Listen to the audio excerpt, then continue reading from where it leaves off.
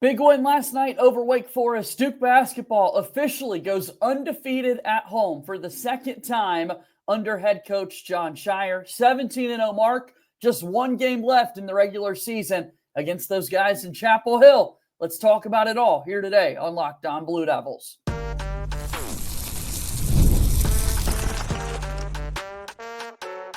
You are Locked On Blue Devils, your daily podcast on the Duke Blue Devils. Part of the Locked On Podcast Network, your team every day.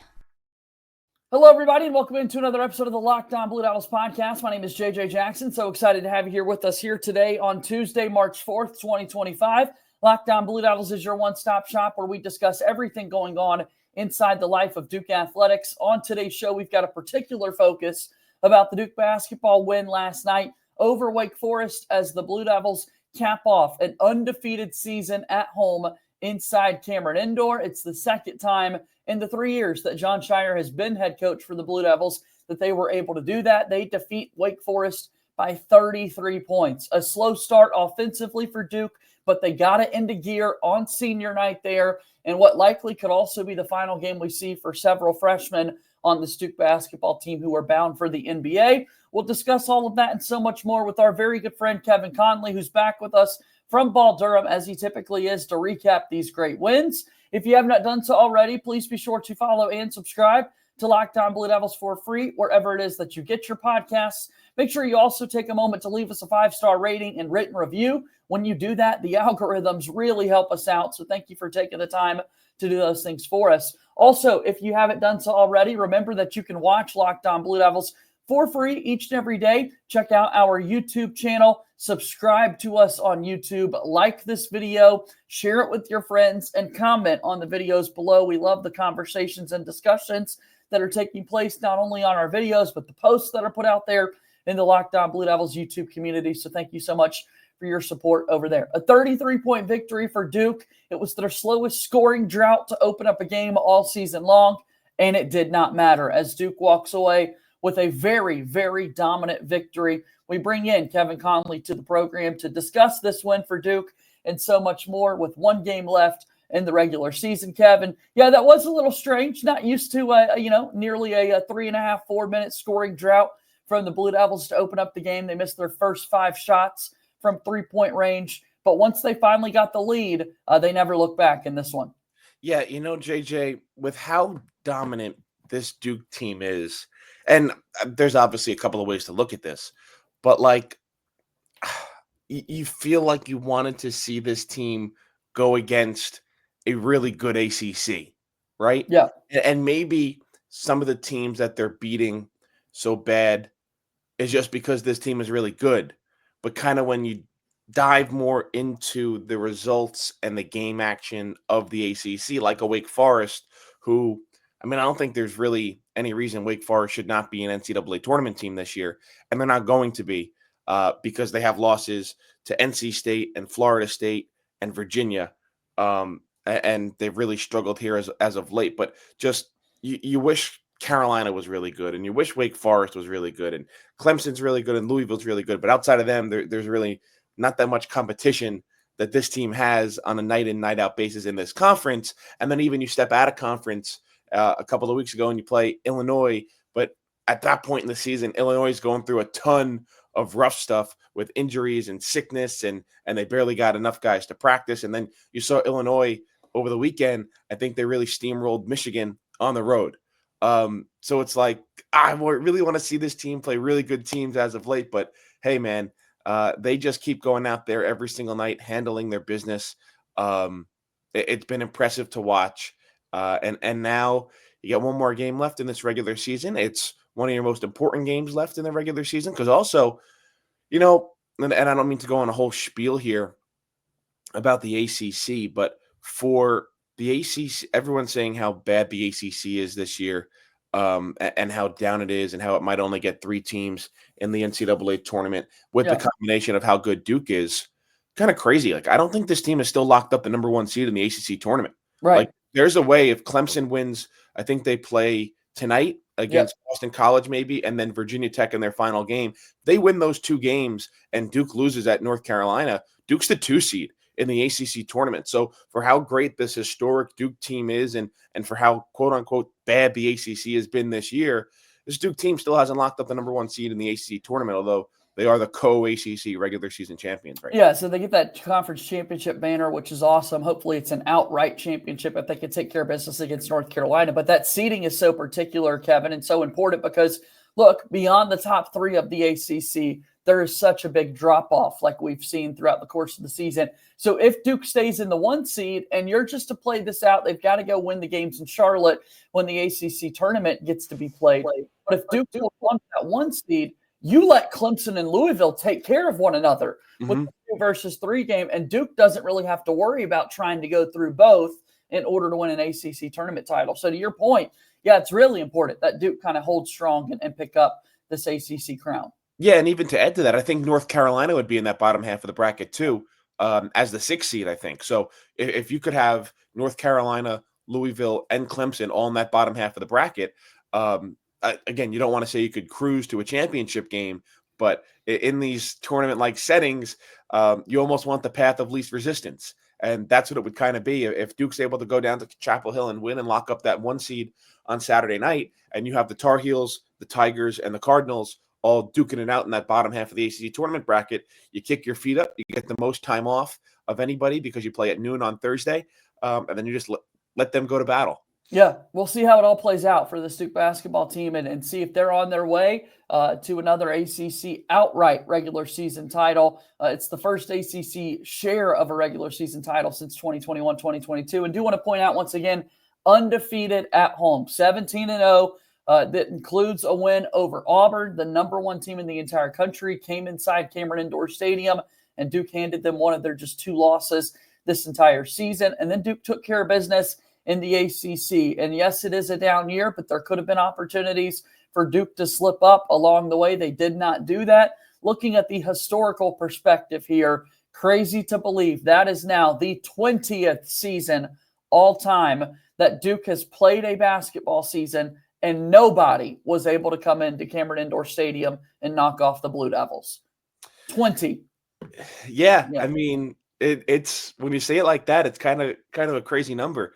But I think with Cameron and this team, like Cameron has always been great, right? Yeah. But I think in recent years, people have started to say Cameron's not what it used to be.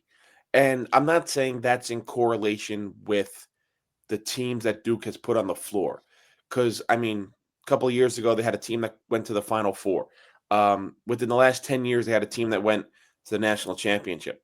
But I think the hype around this team, just because of Cooper Flagg and everybody wanting to get into Cameron to see Cooper Flagg, that made Cameron that much more of a fun and hostile environment this season.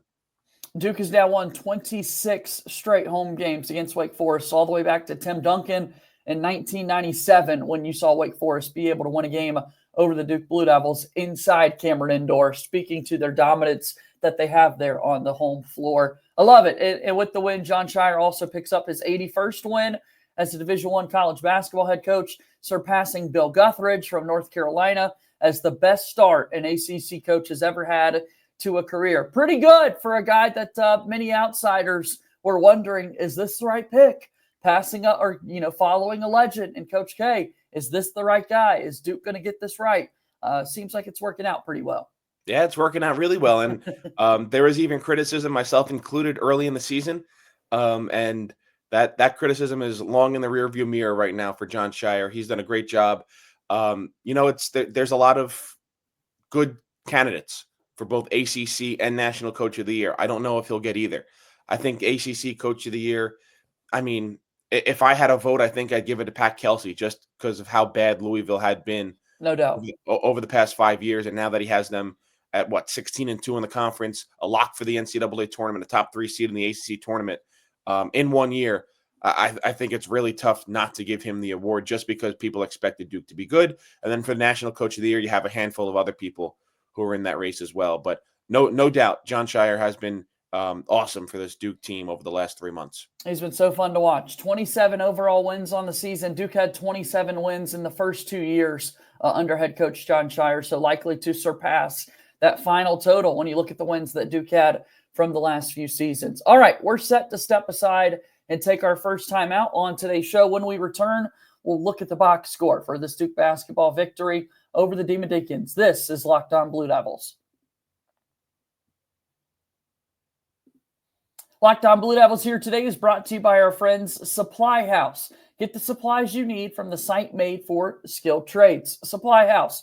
Whether you're plumbing, HVAC, or electrical work, Supply House is the reliable way to order products online. Their easy-to-use website is packed with helpful resources and the latest product info to help you get the job done right.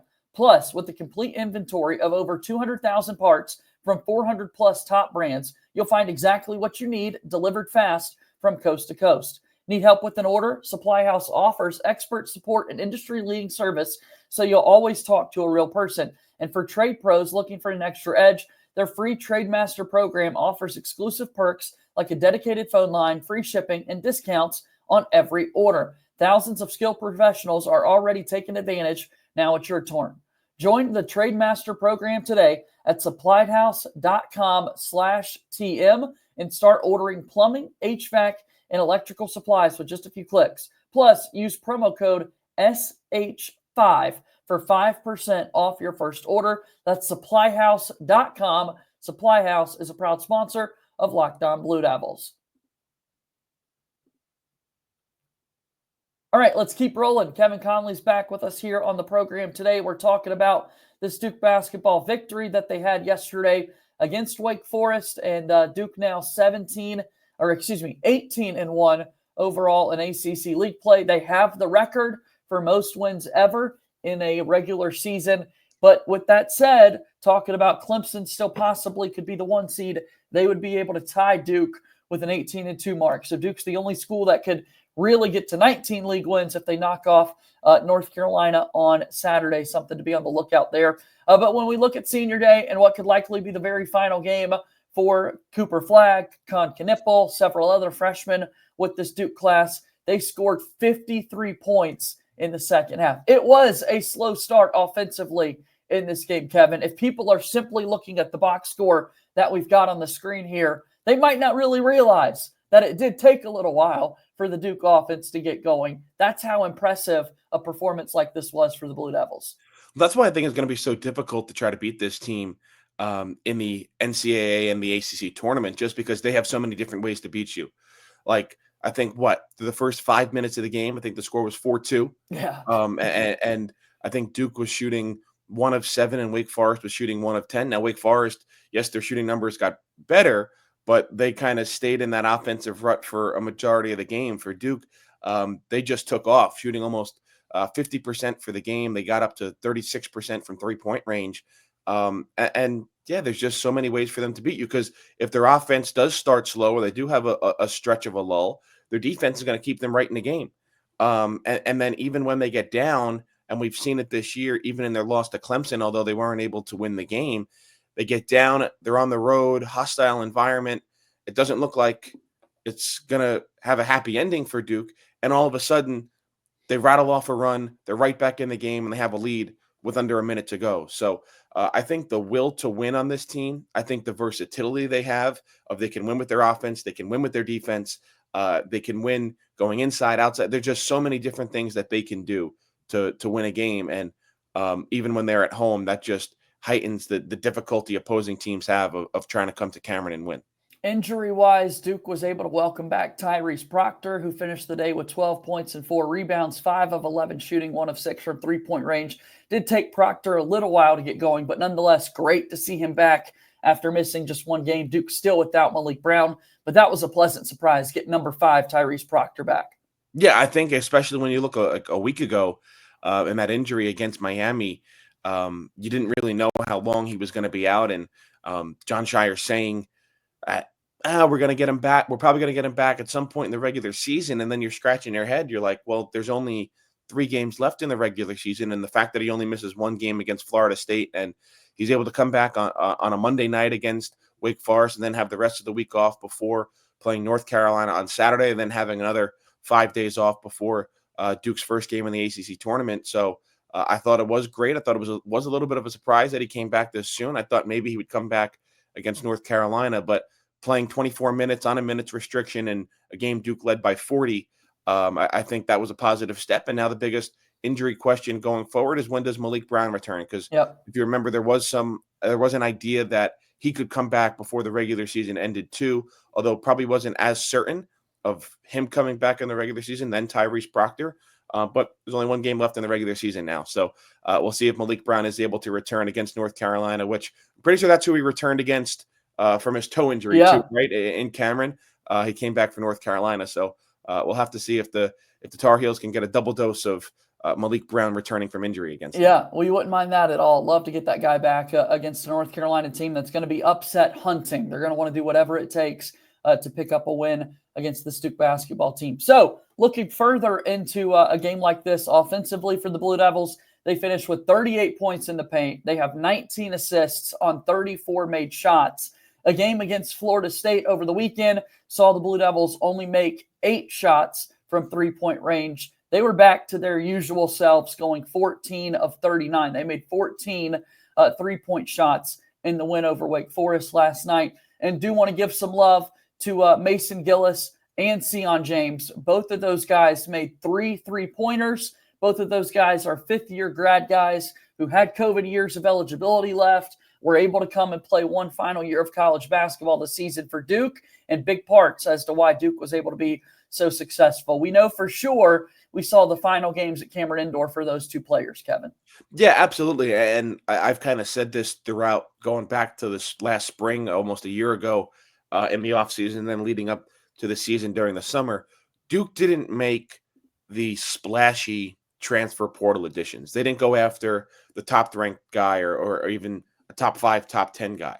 But they added players that fit perfectly to this roster, like a Malik Brown, and then, as you mentioned, Sion James and Mason Gillis. And Mason Gillis, I mean, he's coming off of a 6th Man of the Year at the Big Ten, probably would have liked a bigger role at Duke, but he's filled a much-needed role for this team. And then Sion James, I mean, a kid coming from Tulane, I don't think you're expecting much from him, but he has just been awesome and indispensable for this Duke team on both sides of the floor. So, those two, only 1 year at Duke.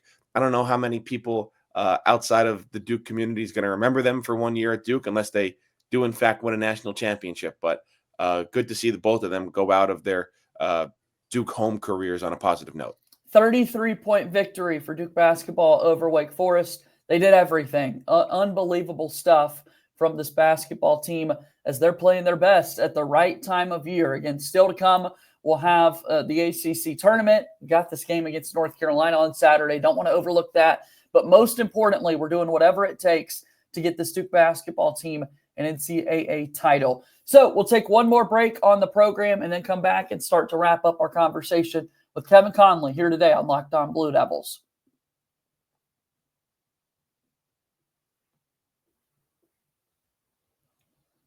Thank you, friends, so much for making Locked On Blue Devils your first listen of the day. For your second listen, make sure that you go check out Locked On College Basketball with Isaac Shade, Andy Patton. Don't wait for the NCAA tournament to get going. March is already here. It's an important time of year to be the most informed college basketball fan right now. They're talking a ton about these Duke Blue Devils. You can find Locked On College Basketball on YouTube or wherever you listen to your podcasts. Really go support those guys. Also, make sure that you check out Locked On ACC. Alex Dono, Kitten Gibbs do a great job talking about the conference. We've got some really interesting news happening right now with settlements involving Clemson and Florida State and the future of the conference. They're breaking all of that down. And a reminder, each and every Thursday, we've got the Locked On ACC squad where myself and other hosts from across the conference come together, banter back and forth.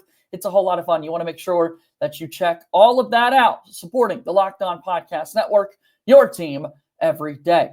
Okay, the aforementioned Kevin Connelly is here with us on today's show talking about the Duke basketball win over Wake Forest. And Kevin, we got to throw it out there. Cooper Flagg trying to win the National Player of the Year award, trying to lead the Duke basketball team to a national championship, the very, very, very likely number 1 overall pick in the 2025 NBA draft.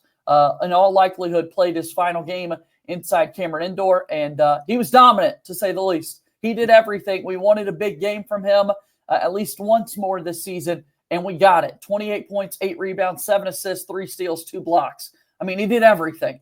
Wait a minute, JJ. You're not buying the whole run it back thing? Yeah. You're not buying. He was having fun, man. I need it to happen. Let's absolutely run it back, Coop. No, he's not running it back. He's going to be the number 1 pick in the NBA draft. I love that he played into it though with the Cameron Crazies. That was fun to see. Fun to see. Yeah, you know, you could see he's kind of embraced it all, and I think his words in that one story kind of got misconstrued, saying in a perfect world he'd love to come back to Duke, but he's not, because he's going to be the number 1 pick in the NBA draft, and why would he delay his second NBA contract, which is typically the most lucrative in a player's career? But no, I thought really he did it everything. He scored from all 3 levels. He got to the free throw line. He was 3 of 6 from 3. He was 10 of 16 from the field. You mentioned the rebounds, the assists that you have up there on the screen. And not to say I didn't know what to expect from Cooper Flagg coming in this game, because he did come back in that Florida State game after going back to the locker room after getting poked in the eye and being out for a handful of minutes. But the fact that he showed no ill effects of that, because I guess you don't really know how it's going to respond 24 and almost 48 hours after, just because Jon Scheyer said there could be bruising or whatever, but no ill effects of it. He was as good as he's been. And I think this was a National Player of the Year type performance from him. You know, obviously he's battling Johni Broome, and Johni Broome now, at least in the betting markets, has gone back as the favorite in front of Cooper Flagg. They've kind of both fluctuated from big favorites to underdogs in the last 3 or 4 weeks. So it's going to be interesting to see when these votes have to be tabbed, and when the announcement is made. I think it's made at the Final Four, who's the winner is going to be, because it's pretty crazy that you have a guy like Johni Broome and a team as good as Auburn, and then you have a 18-year-old in Cooper Flagg leading Duke to heights that people really haven't seen in many, many years in college basketball. Yeah, we'll see Johni Broome play later tonight against the top 25 Texas A&M team, and then he's got a big game on Saturday, a home game against Alabama, a big rivalry game, and a big rivalry game for Cooper Flagg to make a statement against the North Carolina Tar Heels coming up on Saturday in Chapel Hill. I can't wait for Cooper to play in that game. We hate those guys down the road in Chapel Hill. That's so evident, and to be able to add to your legacy, getting to play in a building like that. Some of the greats have these crazy awesome wins that they were able to go into Chapel Hill and silence the opposing fan base. What we're going to miss about Cooper Flagg is just his ability to do a little bit of everything, but also the showmanship that goes with it, Kevin. I mean, Cooper Flagg has never met a muscle flex that he didn't like, right? I mean, he's wanting to flex and show off a little bit after every big-time play he makes, and rightfully so. Like, we want to see this guy keep flexing in a Duke uniform for several more wins throughout the rest of the season. Yeah, and kind of to add to that, he hasn't met a moment he hasn't liked yet. Yeah. Even going back to the early season struggles late in the game for him, he wanted the ball in those situations, and more or less against Clemson too, although you can't really all peg that on him. But I think this will be a challenge that he hasn't really seen yet. We talked about Wake Forest needing the game to make the NCAA tournament. They hadn't been playing great coming into the game against Duke. They're on the road. It's Duke's senior night. Things were stacked up against Wake Forest where, yes, you might get one of their better efforts, but the talent just wasn't there for them to win this game. For North Carolina, I know a lot of bracket experts have varying opinions on North Carolina and how close they are to the NCAA tournament or how far away they could be from the bubble. You get a win over Duke. It moves you closer or it moves you in, no matter which way you want to slice it. So this is a game for North Carolina that they'll be playing for their lives in. I mean, their NCAA tournament lives could very well come down to this game or making an incredible run at the ACC tournament next week. So this is good. It's a Duke Carolina game that doesn't have the intrigue of 2 top 5 teams, but there's still a lot of storylines still going into this game, with Duke needing a win to have this historic season, yet still having clinched the number 1 seed in the ACC tournament. And for North Carolina, under Hubert Davis, I know he got the contract extension, but there's still a lot of chatter around how warm is his seat in Chapel Hill. And a win against Duke at home could punch his ticket to the NCAA tournament, which he desperately needs to try to quiet down some of those haters. Leave no doubt, Duke. Leave no doubt as to what the ACC seed is going to be, as to whether or not North Carolina is able to knock you off, as to whether you're going to be still one of the hottest teams in college basketball heading into the conference tournament. Can't wait to see this season unfold for the Blue Devils and see this game in particular on Saturday come back for Duke with Cooper Flagg, Con Knippel, and Kamen Malawach leading the way. I mean, when you look at this game in particular, just kind of early thoughts on the Tar Heels and Duke for this last game. You mentioned the importance for this game for North Carolina. From the Duke perspective, I would say it's likely another game in which, hey, freshmen, go lead the way for us. Go make this happen. No, absolutely. I think Duke really surprised North Carolina with how great its defense was a couple of weeks ago when they first met.